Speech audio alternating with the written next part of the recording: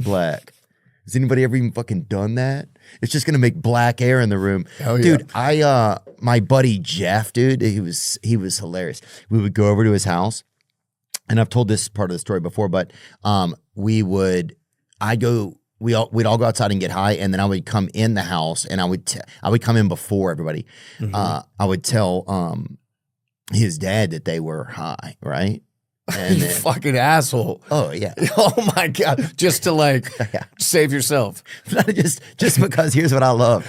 I loved. You were high with them. Oh yeah, I was high. Yeah. But I didn't tell him that part. No, that's what I'm saying. Yeah. But I would say that they were high, and they were seeming some of the behaviors they'd have been doing and seem a little zest or whatever. Someone throwing a little nugget like that, and you could fucking kind of hear his fucking. Put a cigarette out on a lizard. Yeah.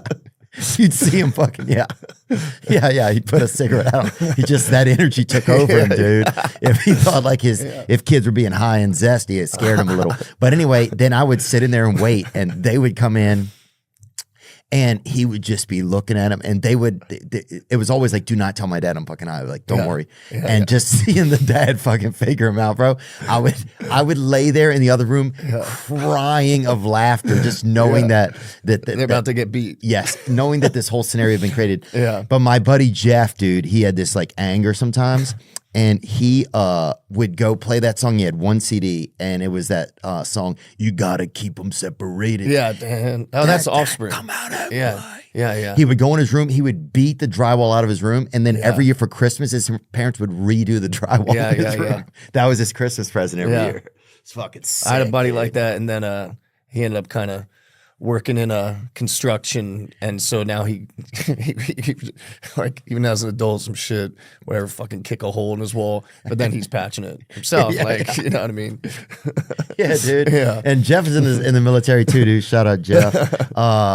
And shout out the lead singer of Offspring. He came up to a show one time, and I told him that story, and I'd waited my whole life to tell him that story. Yeah. I was like, dude, we had so much fun. We just had so much fun, dude. Fuck those ages. I think that's what's nice growing up. Like in the town I grew up, was such a small town. It's like, I mean, if we skipped school, it was to go float down the river, and we would go to the Walmart, and then usually it started out just you buy an air mattress for a couple bucks.